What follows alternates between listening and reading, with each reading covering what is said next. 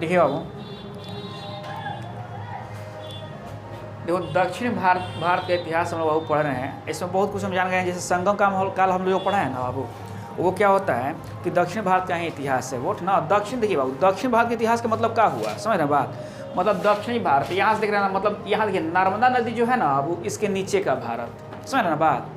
मतलब यहाँ से जो है इसके नीचे का जो भारत के बारे में हम लोग पढ़ते हैं, तो वहीं क्या होता है, दक्षिण भारत होता है। मतलब प्रादीपीय भारत भी उसे हम लोग कहते हैं, समझ ना बात। देखिए तो हम लोग बाबू क्या है कि दक्षिण भारत के जो इतिहास के बारे में, मतलब राजवंश के बारे में पढ़े हैं, तो हम लोग बाबू संगम काल में पढ़ लिए हैं। संगम काल में हम लोग देखे हैं क्या कि 3 वंश है उसमें। कौन कौन है 3 वंश? चेर, चोल और पांड्य। नहीं देखिए चोल, उस चोल का बाबू क्या हुआ है कि 2 बार उत्पत्ति हुआ है यहाँ, समझ ना बात। तो चलिए हम देखते हैं बाबू उसके आगे वाला, ठीक ना। तो सबसे पहले हम लोग देखते हैं थोड़ा सा कि देखिए ये तो क्या है बाबू हमारा, मतलब प्रादीपीय भारत का हिस्सा है ये, मतलब दक्षिणी भारत का हिस्सा है ना। तो देखिए सबसे पहले क्या हुआ था कि इन राजवंशों में, ये जो हम लोग राजवंश पढ़ रहे हैं, ठीक ना, ये पल्लवों का क्या हुआ था, वो उत्पत्ति हुआ था। तो देखिए वो पल्लवों की उत्पत्ति कहाँ हुआ होगा, ये देख रहे हैं ना यहाँ, ये क्षेत्र कौन, देखिए ये जो क्षेत्र पड़ता है ये क्या होता है, तमिलनाडु का होता है। क्या होता है, तमिलनाडु का। नहीं इसके ये आंध्र प्रदेश जो है ना, तो इस साइड का क्षेत्र क्या है वो, मतलब ये पल्लवों का क्षेत्र है। क्या है ये, पल्लवों का क्षेत्र है ना। देखिए इसके बाद कौन आया बाबू, ये जो पल्लव थे ना, जैसे पल्लव जो हो गए, मतलब इन लोग का जब पतन हो गया, तो इन्हीं लोग के अवशेष प्रभाव कौन आए, इनके सामंत के रूप में आए, तो चोल आए। कौन आए, चोल आए। देखिए यहाँ चोल लिखा हुआ है, देखिए पल्लव के बाद चोल लिखा हुआ है, तो चोल आए ना। तो अब ये चोल का राजधानी हम लोग बाबू, चोल कहाँ राज करते थे, ये लोग हम लोग संगम काल में भी देखे हैं कि चोल बाबू कहाँ, तमिलनाडु वाले क्षेत्र में वो राज करते थे, समझ ना बात। देखिए अब जब ये चोल होते हैं, उसके बाद क्या होता है, वो चालुक्य लोग आते हैं। चालुक्य वंश नहीं, देखो तो चालुक्य वंश, तो चालुक्य जब आते हैं बाबू, तो ये चालुक्य वंश होते हैं ना, ये 3 भाग में आते हैं। नहीं तो कैसे देखो, वो बतापी, बेंगी और कल्याणी। मतलब देखो ये क्या है, जैसे कल्याणी, जो कल्याणी क्षेत्र में बाबू राज कर रहे थे, कल्याणी कहलाए। बतापी क्षेत्र में जो राज कर रहे थे बाबू, बतापी का है, मतलब इनकी राजधानियां है ये। और बेंगी क्षेत्र में जो राज कर रहे थे बाबू, क्या कहा है, चालुक्य बेंगी कहलाए, समझ ना बात। तो देखिए तो ये चालुक्य कल्याणी कौन है, देख रहे हैं बात, ये क्षेत्र। और ये क्षेत्र कौन पड़ता है, महाराष्ट्र क्षेत्र पड़ता है ना ये क्षेत्र। देखिए तो देखिए इससे क्या होगा अब आपको कि जब इसको आप दिमाग में बिठा लिए, तो आपको ये मालूम हो जाए कौन कौन क्षेत्र में बाबू राज कर रहे थे। तो कल्याण कहाँ कर रहे हैं आप लोग, देखो तो यहाँ महाराष्ट्र में। नहीं अब हम देखते हैं बतापी चालुक्य, ये क्षेत्र कौन पड़ता है, मतलब केरला। देखो एक बात ध्यान रखना, कर्नाटका क्षेत्र पड़ जाएगा। कौन पड़ेगा यहाँ, कर्नाटका ना।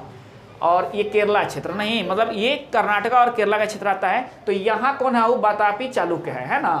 अब देखिए अब कौन है वो, बेंगी, ये भी चालुक्य है। बेंगी भी क्या है वो, चालुक्य है, समझ ना बात। तो ये देख रहे हैं ना आप, इधर मतलब ये जो क्षेत्र हो गया, कौन देखो यहाँ हो गई कौन बाबू, नर्मदा नदी। नहीं और यहाँ कौन हो गई, कावेरी नदी।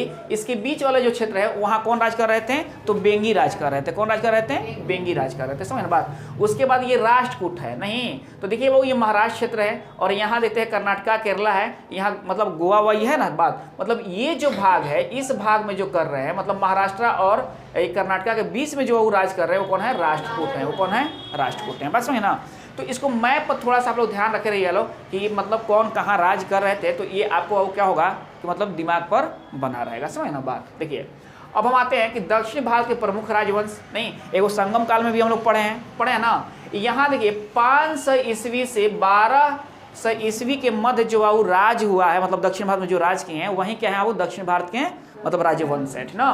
तो दक्षिण भारतीय राजवंश का काल क्या रहा है, 500 से 1200 ईस्वी, नहीं 1200 ईस्वी, 1200 ईस्वी पूर्व नहीं, 1200 ईस्वी रहा है। सब बात समझ रहे ना बात आप लोग। देखिए अब यहाँ से क्या है अब कि सबसे पहले कौन किए हैं, तो पल्लव किए हैं। कौन किए हैं, पल्लव वंश अभी देख लिए। उसके बाद चोल आए हैं, और उसके बाद चालुक्य आए हैं। तो चालुक्य अकेले नहीं आए हैं, 3 रूप में बटल हुए हैं। नहीं जो बतापी में कर रहे थे, तो उन्हें हम लोग क्या बोले, मतलब चालुक्य बतापी बोले। जिनकी राजधानी बेंगी थी, तो उन्हें क्या बोले, चालुक्य बेंगी बोले, चाहे बेंगी चालुक्य जो भी।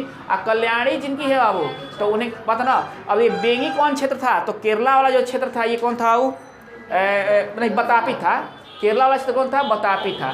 बेंगी कौन था वो, तो बेंगी देखिए यहाँ है। नहीं मतलब नर्मदा और कावेरी नदी के बीच में जो है क्षेत्र, वो कौन है, वो बेंगी है। और कल्याणी कहाँ है, वो महाराष्ट्र की तरफ है, समझ ना बात। चलिए अब इसके बाद कौन आते हैं, राष्ट्रकूट आते हैं, ठीक ना। तो चलिए हम लोग जानते हैं पल्लव वंश के बारे में, ठीक ना। देखिए सबसे पहला चीज़ क्या है कि कोई भी वंश के बारे में हम जानते हैं तो सबसे पहले हमको ये मालूम करना रहता है कि इस वंश की स्थापना किसने किया था, नहीं इसके महान शासक कौन थे, इसकी राजधानी क्या थी, नहीं जो महान शासक थे वो क्या क्या कार्य किए हैं, नहीं अब वो शासक थे वो तो दरबार में बहुत लोग रहते हैं, उनके दरबारी कवि कौन थे, ये सारे चीज़ को देखना होता है ना। देखिए तो हम देखते हैं अब संस्थापक कौन हुए इसका, सिंह विष्णु। संस्थापक कौन हुए, सिंह विष्णु। तो पूछेगा कि पल्लव वंश का संस्थापक कौन थे, तो क्या बताइएगा लोग, सिंह विष्णु थे ना। देखिए अब हम देखते हैं क्या कि राजधानी, इनकी राजधानी क्या थी, कांची या कांचीपुरम, कांची या कांचीपुरम, और ये कहाँ है, तमिलनाडु में है। तो देखिए तो पल्लव वंश हम यहाँ भी देखते हैं, देख रहे हो ना, ये पल्लव वंश ये क्षेत्र में आ रहा है ना, यहाँ इसे देख रहे हो ना। तो अब ये पल्लव, अब जब पल्लव यहाँ राज कर रहा होगा उस समय हई वंश नहीं ना होगा, इसके बाद का नहीं वंश है, तो जाहिर सी बात है कि इसके क्षेत्र इधर तक होंगे, दक्षिण भारतीय क्षेत्र इधर तक होंगे। समझिए आप लोग, मतलब ई बता दिया गया कि इस क्षेत्र में ई राज कर रहे थे, इस क्षेत्र में ई राज कर रहे थे, लेकिन एक ही साथ राज नहीं ना हो रहा था, राज तो बाबू क्या हो रहा था, एक का पतन हो रहा था, एक का उदय हो रहा था, यही तो नियम है बात ना। तो ये बात ध्यान रखिएगा लोग। तो देखिए तो राजधानी क्या है बाबू, कांची, मतलब कांचीपुरम भी बोलते हैं तमिलनाडु में ना। अब देखो ये राजा थे तो इनका कोई धर्म होगा इन लोग का, तो धर्म कौन था, वैष्णव धर्म। कौन धर्म था इन लोग का, वैष्णव धर्म। नहीं अब देखो वैष्णव धर्म था, तो इनमें देखो यहाँ एक बहुत महत्वपूर्ण चीज़ है कि कृतार्जुनियम के लेखक कौन है, भारवी, नहीं क्या है, कृतार्जुनियम के लेखक कौन है, किरात अर्जुनियम। मतलब समझ गए, एगो आप लोग सीरियल में देखे होंगे क्या कि अर्जुन और शंकर जी में लड़ाई हो जाता है, कैसे एगो शुक्र के मारने के लिए एक शिकार को मारते हैं लोग, इनका भी तीर लग जाता है और उनका भी तीर लग जाता है। किरात कौन होते हैं, शंकर भगवान, नहीं अर्जुन कौन होते हैं, वो अर्जुन होते हैं, समझ ना बात। तो वही कहानी है इसमें, समझ ना बात। तो किरार्जुनियम के बाबू लेखक कौन है, भारवी हैं, और ये कहाँ रहते थे, पल्लव वंश के दरबार में, सिंह विष्णु के दरबार में रहते थे, समझ ना बात। देखो तो किरात और अर्जुन है ना, यहाँ किरात और अर्जुन है ना। किरात मीन्स क्या होता है, शिकारी, समझ ना बात, शिकार करने वाला। तो इसका रूप धारण कर शंकर जी किए थे ना। तो किरातार्जुनियम का लेखक भारवी और किसके दरबार में रहते थे, तो आप क्या बताइएगा, मतलब सिंह विष्णु के पल्लव वंश के दरबार में। नहीं किस वंश के दरबार में रहते थे, तो पल्लव वंश के। किसके दरबार में, तो सिंह विष्णु के दरबार में। नहीं ये कौन से धर्म से संबंधित था, तो वैष्णव धर्म से। नहीं और ये क्या था, वो पल्लव वंश का स्थापना किया था, समझे ना बात। चलिए अब देखिए सर्वाधिक शक्तिशाली शासक, जब ये वंश हुआ वो एक तो स्थापना कर दिया, आप लोग देख रहे हैं कि जो वंश हो रहा है उसमें कुछ शक्तिशाली हो जा रहे हैं। नहीं तो देखो तो सर्वाधिक शक्तिशाली शासक कौन था इसमें, नरसिंह वर्मन प्रथम। कौन था, नरसिंह वर्मन प्रथम इस वंश का सबसे शक्तिशाली शासक था। इसने बतापी को जीतकर बतापी कोंड की उपाधि धारण की थी। किसकी उपाधि है वो, बतापी कोंड की, बस समझे ना। मतलब बतापी कोंड की उपाधि किसने धारण किया था, नरसिंह वर्मन प्रथम ने। ध्यान रखिएगा, इसने महाबलीपुरम में एकाश्म मंदिर, क्या नाम है बाबू इसका, एकाश्म मंदिर का, मतलब जिसे रथ मंदिर कहा जाता है, बात ना। तो पूछता है क्वेश्चन कि रथ मंदिर का निर्माण किसने करवाया था, तो आपको बोलिए नरसिंह वर्मन प्रथम ने, बात ना। इस रथों की संख्या कितनी है, तो 7 गो रथ है। सबसे बड़ा रथ जो है वो धर्मराज रथ, मतलब युधिष्ठिर रथ है, समझे ना बात। और सबसे छोटा जो रथ है वो द्रौपदी रथ है। कौन है, सबसे छोटा रथ द्रौपदी रथ है, जो किसी भी अलंकरण से अलंकृत नहीं है। ध्यान रखिएगा, कौन सा रथ किसी भी अलंकरण से अलंकृत नहीं है, तो द्रौपदी रथ है, समझे ना बात। और सबसे छोटा रथ इसका कौन है, वो रथ मंदिर किसे कहा जाता है, एकाश्म मंदिर को कहा जाता है। नहीं इसका निर्माण किसने करवाया था, तो नरसिंह वर्मन प्रथम ने करवाया था। इतनी चीज आप इससे ध्यान रखिएगा, समझे ना बात। देखिए अब एक महत्वपूर्ण क्वेश्चन आता है कि दक्षिण भारत में जब वेनसांग, इत्स्यांग इसी का नाम है, बताए थे ना आप लोग को। तो वेनसांग जब बाबू पहुंचा था, बट ना देखो पूछेगा कि दक्षिण भारत में वेनसांग किसके शासनकाल में पहुंचा था, तो किसके शासनकाल में, नरसिंह वर्मन प्रथम के शासनकाल में। कहाँ पहुंचा था, तो कांचीपुरम में पहुंचा था। कहाँ पहुंचा था भाई, कोई भी राजधानी ना जाता है, नहीं राजधानी का मतलब क्या होता है, राजधानी जब बना हुआ तो जाहिर सी बात है कि राजधानी बढ़िया होता है, नहीं है ना बात। चलिए कोई दिक्कत। अब देखिए क्या है कि हम यहां से देखते हैं आपको क्या कि अब ये नरसिंह वर्मन द्वितीय जी प्रथम थे और ये द्वितीय। ये कहानी कहाँ घटी थी, प्रथम वाले में। बतापी कोट की उपाधि किसने वो धारण किया था, नरसिंह वर्मन प्रथम ने किया था। नहीं और वेनसांग किसके दरबार में गया था, वो मतलब नरसिंह वर्मन प्रथम। नहीं कहाँ, कांचीपुरम में। एकाश्म मंदिर का निर्माण किसने कराया था, तो नरसिंह वर्मन प्रथम ने। हैं। नहीं, इसमें कितने मंदिर हैं? तो 7 गो रथ है। मतलब ये रथ जो है 7 गो रथ है। कितने रथ हैं? 7 रथ है ना। तो इसी को रथ मंदिर भी कहा जाता है। समझ ना बात। देखिए अब देखिए नरसिंह वर्मन द्वितीय उपाधि लेता है राजा सिंह। राजा सिंह मतलब राजाओं में सिंह, मतलब सबसे शक्तिशाली यही ना होगा। राजा सिंह इसीलिए लिया होगा। शंकर भक्त जाहिर होता है कि ये शैव मतावलंबी था। कौन सा मतावलंबी था? ये शैव मतावलंबी। और ये कौन सा था? वैष्णव मतावलंबी था ना। देखो तो आगम प्रिय, आगम मीन्स क्या होता है? धार्मिक किताब। आगम मीन्स क्या होता है? धार्मिक किताब। और उसका प्रिय मतलब शास्त्रों का प्रिय है ये। किसका प्रिय है ये? शास्त्रों का प्रिय है ना। समझ ना बात। शास्त्रों का नहीं, शास्त्र मीन्स क्या होता है? हमारा शास्त्र वाला पढ़ने वाला। समझ ना बात। इसी के समय अरबों ने भारत पर आक्रमण किया। पूछता है क्वेश्चन कि अरबों ने जब भारत पर आक्रमण किया था उस समय दक्षिण भारत में किसका शासन था? तो क्या नरसिंह वर्मन द्वितीय का था ना। तो इसी के समय अरबों ने भारत पर आक्रमण किया। चलिए अब देखिए बाबू, जब ये राजा था तो इसने भी मंदिर का निर्माण कराया। नहीं, इसको भी मन किया कि देखा कि भाई पिता ये लोग सब लोग करवाए हैं, हम भी कुछ अपना नाम कर दें। कीर्ति सबके हाथ में नहीं होती, ये भी है बात ना, सबसे कीर्ति नहीं होती। तो इसने भी सोचा कि चलो, नरसिंह वर्मन प्रथम थे, उन्होंने क्या किया? एकाश्म मंदिर मतलब रथ मंदिर बनवा दिया, पता ना, तो हम भी बनवा देते हैं। तो ये बनाया कौन? कैलाश मंदिर का निर्माण कराया। किसका निर्माण कराया? कैलाश मंदिर का। है भी शिव भक्त, है भी ये क्या? शिव भक्त। पता ना कैलाश मंदिर, आप समझ सकते हैं कैलाश मंदिर का निर्माण हुआ तो उसमें कौन भगवान होंगे? शंकर जी होंगे। नहीं, वन में यही रहते हैं, ढेर नहीं रहते हैं। तो कैलाश मंदिर का निर्माण। अभी तो इसी को राज सिद्धेश्वर मंदिर भी कहा जाता है। समझ ना बात। इसी को राज सिद्धेश्वर मंदिर भी कहा जाता है। और ये कांची में है। कहाँ है? कांची में। तो पूछे अगर कांची का एक कैलाश मंदिर या राज सिद्धेश्वर मंदिर का निर्माण किसने कराया था? तो नरसिंह वर्मन द्वितीय ने कराया था। कोई दिक्कत बाबू? ठीक ना। और यहाँ से कला का निर्माण होता है, द्रविड़ कला का वो शुरुआत होती है। और ये सौर मंदिर का भी निर्माण इसी ने कराया था। नहीं, सौर मंदिर का भी निर्माण पता ना कौन कराया था बाबू? ये नरसिंह वर्मन द्वितीय ने। और वहीं से द्रविड़ कला की शुरुआत मानी जाती है। किस कला की शुरुआत मानी जाती है? द्रविड़ कला। तो द्रविड़ कला की शुरुआत कहाँ से होती है? यहीं सब मंदिरों से होती है। मतलब या तो कैलाश मंदिर या सौर मंदिर, ठीक ना, या क्या है? राज सिद्धेश्वर मंदिर। सौर मंदिर भी लिख लीजिएगा आप लोग ना, कि सौर मंदिर का निर्माण किसने कराया था? तो यहीं ने कराया था ना। चलिए अब देखिए बाबू, सबसे बड़ी चीज़ है कि ये तो राजा था, पैसा का तो कमी होगा नहीं इसके पास। अब क्या काम किया कि इस मंदिर में शंकर जी तो थे ही, ये जितने इनमें राजा हुए थे वो रानियां थीं, उन लोगों का भव्य प्रतिमा भी इसमें लगवाया। समझे ना बात। तो पूछता है क्या कि पल्लव राजाओं का प्रतिमा और रानियों का प्रतिमा किस मंदिर में है बाबू? तो कैलाश मंदिर में लगा हुआ है, ठीक ना। और ये कहाँ है? कांचीपुरम में, मतलब कांची में है ये, ठीक ना। और ये किसने बाबू बनवाया था? तो नरसिंह वर्मन द्वितीय ने बनवाया था। समझे ना बात। चलिए अब देखो बाबू, इनमें भी आप लोग पढ़े थे क्या कि एक बाबू इसमें एक लेखक पढ़े थे, कीर्तार्जुनियम के लेखक जो हैं बात ना, मतलब भारवी किसके दौरान में? तो विष्णु सिंह विष्णु के। और इसमें भी बाबू क्या थे बाबू? 10 कुमार चरित्र, नहीं 10 राजाओं के चरित्र के बारे में लिखे हैं। कौन बाबू? दंडी। नहीं, और ये लिखे हैं बात ना, किसके दौरान में रहते थे? नरसिंह वर्मन द्वितीय के। और पूछेगा क्या कि भारवी किस में रहते थे? तो सिंह विष्णु के दरबार में। समझ ना बात। चलिए कोई दिक्कत है किसी को?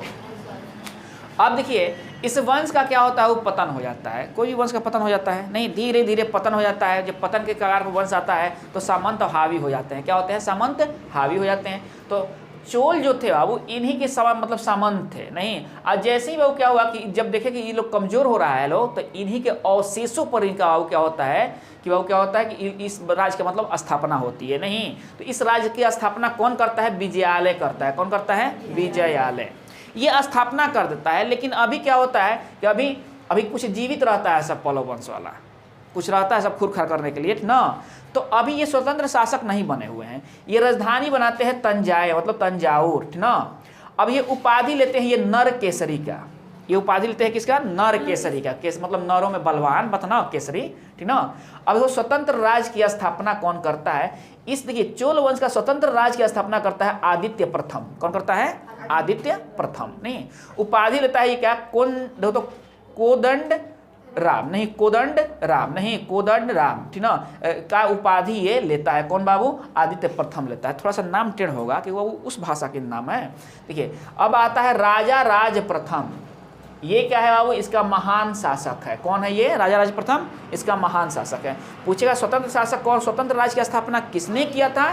तो आदित्य प्रथम ने। किसने किया था? कोई दिक्कत है किसी को? लेकिन बाबू इसका महान शासक कौन था? राजा राज प्रथम था। यह क्या किया कि श्रीलंका पर ही आक्रमण कर दिया। कहाँ कर दिया? आक्रमण जब वहाँ कर दिया तो वहाँ आक्रमण करके वहाँ अधिकार कर लेता है। क्या कर लेता है? अधिकार कर लेता है। और जो श्रीलंका विजित प्रदेश होता है उसका ये नया नाम रख देता है। बोलता है कि भाई अब इसका नाम नहीं रहेगा, ठीक ना। तो अब क्या है, इसका नाम रखता है मुंडी चोल मंडलम। क्या नाम रखता है? मुंडी चोल मंडलम। मतलब किसका? अब श्रीलंका में जो विजित राज्य हो मतलब प्रदेश होते हैं सबको ये नाम रखता है ये, ठीक ना। और राजधानी बनाता है क्या हो तो पोलन रुआ। कहाँ राजधानी बनाता है? पोलन रुआ। समझ ना बात। तो क्वेश्चन आपसे पूछेगा क्या कि श्रीलंका पर विजय पाने वाला कौन शासक था? अब तो राजा राज प्रथम था।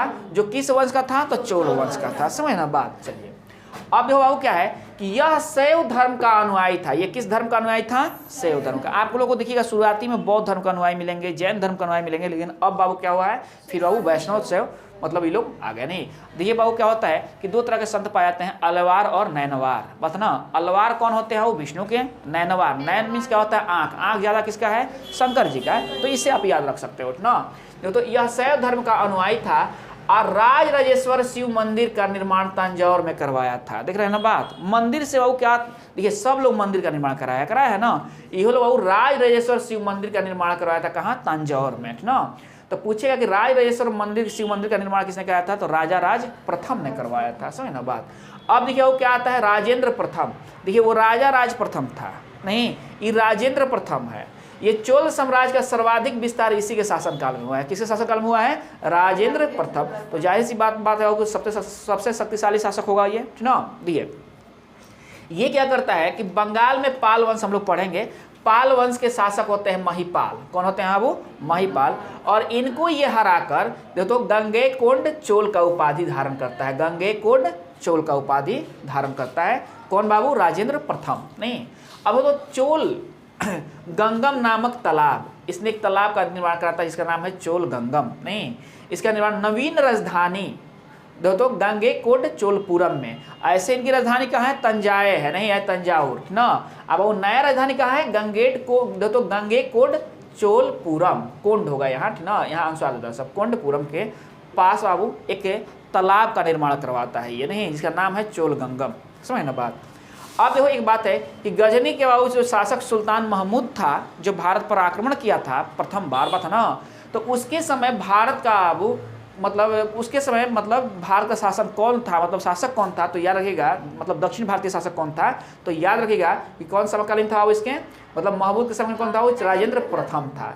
राजेंद्र प्रथम के समय क्या हुआ था कि महमूद का मतलब आक्रमण हुआ था यहाँ, ना मतलब इसी के समकालीन था महमूद के। चलो अब देखो अब कुछ आता है इसमें तथ्य। देखो तो ब्राह्मणों को कर मुक्त भूमि, ब्राह्मणों को कर मुक्त भूमि, जो कर मुक्त भूमि ब्राह्मण को ये लोग देते थे उसका नाम क्या था? चतुर्वेदी मंगलम। क्या नाम था?